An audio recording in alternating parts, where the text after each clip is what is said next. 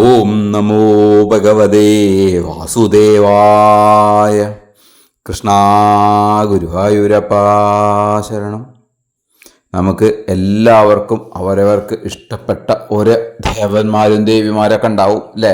അങ്ങനെ ഉണ്ടാവണം തന്നെയാണ് കേട്ടോ അല്ലേ? നമുക്ക് ഇഷ്ടപ്പെട്ട അല്ലെങ്കിൽ നമ്മളെ സംരക്ഷിക്കുന്ന, നമ്മൾ പ്രാർത്ഥിച്ച ഉടനടി നമുക്ക് അനുഗ്രഹങ്ങൾ തരുന്ന ദേവദേവിമാരൊക്കെ ഉണ്ടാവും അല്ലേ? എനിക്കുണ്ട് അങ്ങനെ ഇഷ്ടദൈവങ്ങളൊക്കെ, അതൊക്കെ അറിയാലോ അല്ലേ? അപ്പം അങ്ങനെ നമ്മൾ ഓരോ ദേവന്മാരെ ഇഷ്ടപ്പെടുക അല്ലെങ്കിൽ ദേവിമാരെ ഉപാസിക്കുക, ഇങ്ങനെയൊക്കെ ചെയ്യുമ്പോഴാണ് നമുക്ക് നമ്മുടെ വീട്ടിലെ ഐശ്വര്യങ്ങളും സമ്പത്തും സമൃദ്ധിയൊക്കെ ഉണ്ടാവുക അല്ലേ? നമ്മുടെ ഇഷ്ടദേവതകളുടെ അടുത്ത് പ്രാർത്ഥിക്കുക അല്ലേ? നമ്മൾ പലപ്പോഴും നമ്മുടെ തട്ടകത്തമ്മ അല്ലേ, അങ്ങനെ ഉണ്ടാവുമല്ലോ, നമ്മുടെ കുടുംബദേവത, ഇവരൊക്കെയാണ് നമ്മൾ കൂടുതൽ വിളിക്കുക. അങ്ങനെയാണ്. എന്നാൽ നമുക്ക് എന്ത് ഐശ്വര്യം ഉണ്ടാവാനും എന്ത് സമ്പത്ത് ഉണ്ടാവാനും നമുക്ക് നമ്മുടെ മക്കൾക്ക് നല്ല സൽബുദ്ധി ഉണ്ടാവുക, കീർത്തിമാന്മാരായി മാറുക, കുടുംബത്തിൽ ഐശ്വര്യം ഉണ്ടാവുക, ഇതൊക്കെ ഉണ്ടാവണമെങ്കിൽ എന്തുണ്ട്? നമ്മുടെ ഏറ്റവും ഇഷ്ടപ്പെട്ട ദേവീഭാവം ആരാണോ അവരോട് പ്രാർത്ഥിക്കുന്നതിന് മുമ്പ് നമ്മൾ ഗണപതി ഭഗവാനെ തൃപ്തിപ്പെടുത്തണമെന്നാണ് അല്ലേ? ഗണപതി ഭഗവാനെ തൃപ്തിപ്പെടുത്താതെ, ഗണപതി ഭഗവാന്റെ നാമജപങ്ങൾ ചെയ്യാതെ, ഗണപതി ഭഗവാൻ ഒരു പൂജ ചെയ്യാതെ, ഗണപതി ഭഗവാൻ ഒരു പുഷ്പമെങ്കിലും സമർപ്പിക്കാതെ എന്ത് കാര്യം ചെയ്താലും അത് ഫലസാധ്യമാകില്ല എന്നാണ് അല്ലേ? നമുക്ക് ആ ഉദ്ദേശ ഫലം കിട്ടണമെങ്കിൽ ഗണപതി ഭഗവാനെ തൃപ്തിപ്പെടുത്തണം. നമ്മളൊരു ക്ഷേത്രത്തിൽ പൂജ തുടങ്ങുകയാണെങ്കിൽ തന്നെ ഗണപതി ഹോമത്തിലൂടെയാണ് അല്ലേ? ഗണപതി ഹോമം നടത്തും. അതേമാതിരിക്ക് നമ്മൾ എന്തൊരു കാര്യം, നല്ല കാര്യം ചെയ്യുമ്പോഴും ഗണപതി ഹോമം നടത്തി ഗണേശ ഭഗവാനെ തൃപ്തിപ്പെടുത്തി ചെയ്താലേ അതിൻ്റെ ഒരു പുണ്യമായി നമുക്ക് ആ ഫലസിദ്ധി കിട്ടുള്ളൂ അല്ലേ? അല്ലെങ്കിൽ പല തട്ടും തടസ്സങ്ങളൊക്കെ കാണിക്കുന്നതാണേ. അപ്പോൾ ഇന്ന് നമ്മൾ പറയുന്നത് ഗണേശ ഭഗവാനെ ഏറ്റവും കൂടുതൽ പ്രീതിപ്പെടുത്തുന്ന ഒരു നാമജപത്തെക്കുറിച്ചാണ്. ഗണേശ ഭഗവാനെ ഏറ്റവും കൂടുതൽ പ്രീതിപ്പെടുത്തുക എന്ന് പറഞ്ഞാൽ ഗണേശ ഭഗവാൻ ഏറ്റവും ഇഷ്ടമുള്ള ഒരു നാമജപം എന്ന് പറയാം. ഗണേശാഷ്ടകം കേട്ടിട്ടുണ്ടോ? ഈ നാമജപം ആരാണ് ഉപദേശിച്ചതെന്ന് പറഞ്ഞാൽ അതിനേക്കാൾ വലിയ കേമ. ആരാണ്?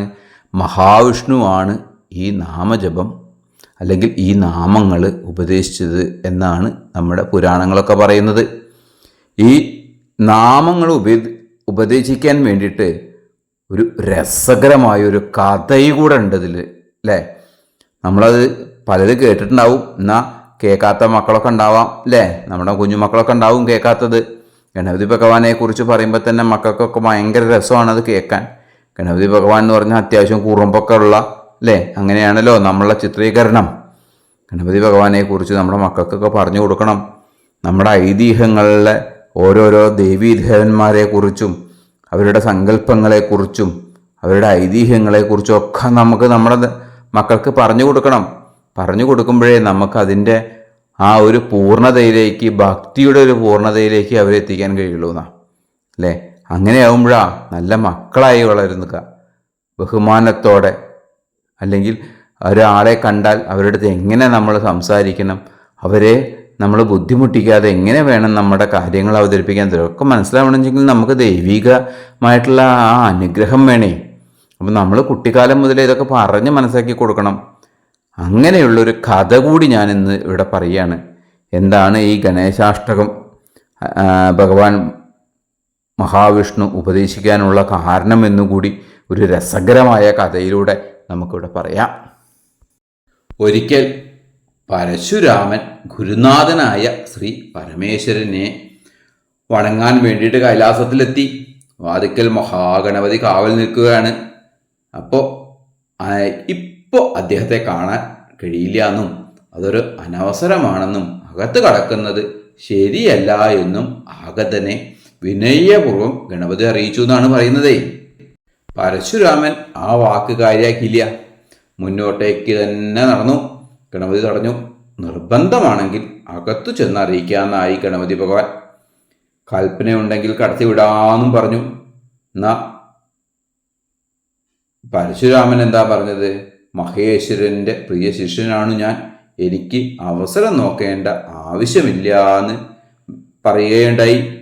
അത് മാത്രമല്ല കേട്ടോ, ശ്രീ പാർവതിക്ക് പോലും, പാർവതീദേവിക്ക് പോലും ഇല്ലാത്ത സ്വാതന്ത്ര്യം എനിക്ക് എൻ്റെ ഗുരുനാഥനോടുണ്ട് എന്ന് പരശുരാമൻ ശഠിച്ചങ്ങോട്ട് പറഞ്ഞു. ഗണപതി ഭഗവാൻ എന്നാണ്ടോ വഴങ്ങണു? ഭഗവാൻ വഴങ്ങിയില്ല. അത് നിങ്ങൾ തമ്മിലുള്ള കാര്യം. എന്തായാലും എൻ്റെ കർത്തവ്യം, എൻ്റെ ഗുരുവിൻ്റെ ആജ്ഞ അക്ഷരം പ്രതി പാലിക്കുകയാണ്. അത് തെറ്റിക്കുക വയ്യ, തീരെ വയ്യ എന്ന് തീർത്ത് പറഞ്ഞ് ഗണപതിയും. നന്നായില്ലേ അല്ലേ? രണ്ടുപേരും വാക്ക് തർക്കങ്ങളായി, രണ്ടുപേരും തമ്മിൽ പോരാട്ടമായി. കോപിഷ്ഠനായ ഭാർഗവരാമനും ആജ്ഞ പാലിക്കുന്നതിൽ ഗണപതി ഭഗവാനും തമ്മിലുള്ള സംഘട്ടനം അതിരൂക്ഷമായി യുദ്ധത്തിൽ കലാശിച്ചു എന്നാണ്. ലോകമാകെ ഇളകി മറിഞ്ഞു, ദേവതകൾ അമ്പരന്നു. ഒടുവിൽ പരശുവിനെ ബഹുമാനിച്ച് മഹാഗണപതി തൻ്റെ ഒരു കൊമ്പ് ആ ദിവ്യായുധത്തിന് ബലിയായി സമർപ്പിച്ചു എന്നാണ്.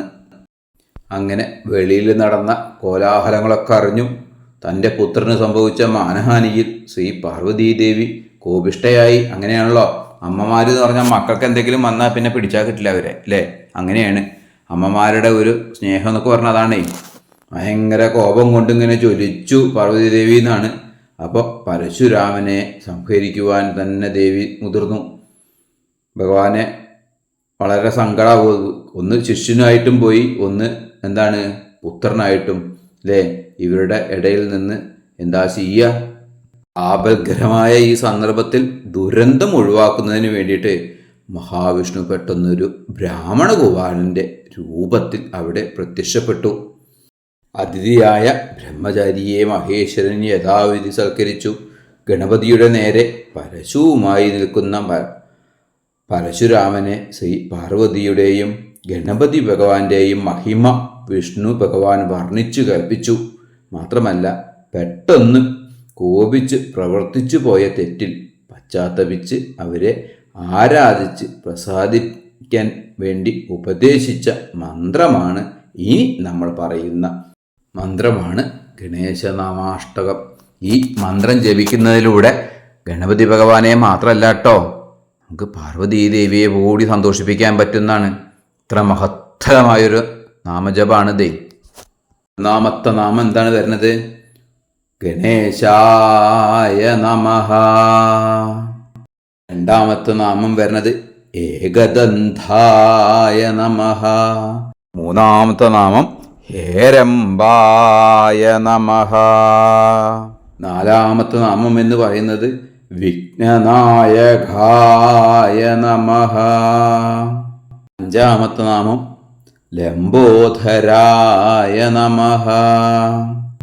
ആറാമത്തെ നാമം വരുന്നത് ശൂർപകർണായ നമഃ. ഏഴാമത്തെ നാമം വരുന്നത് ഗജവക്ത്രായ നമഃ.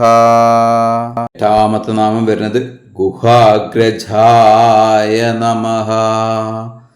ഈ 8 നാമങ്ങളുമാണ് നമ്മൾ നിത്യവും കാലത്തെണീറ്റ ആദ്യം ജപിക്കേണ്ട നാമം, അല്ലേ? ഗണപതി ഭഗവാന്റെ അനുഗ്രഹം ഉണ്ടാവുക, പാർവതിയുടെ അനുഗ്രഹം ഉണ്ടാവുക, അതൊക്കെ ഉണ്ടാവാൻ വേണ്ടിയിട്ട് ഗണപതി ഭഗവാനെ സന്തോഷിപ്പിക്കാൻ വേണ്ടിയിട്ടുള്ള 8 നാമങ്ങളാണിത്.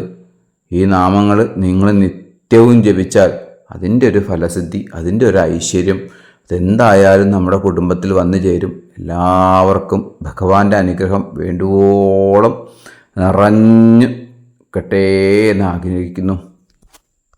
ഓം നമോ ഭഗവതേ വാസുദേവായ. കൃഷ്ണ ഗുരുവായൂരപ്പ ശരണം.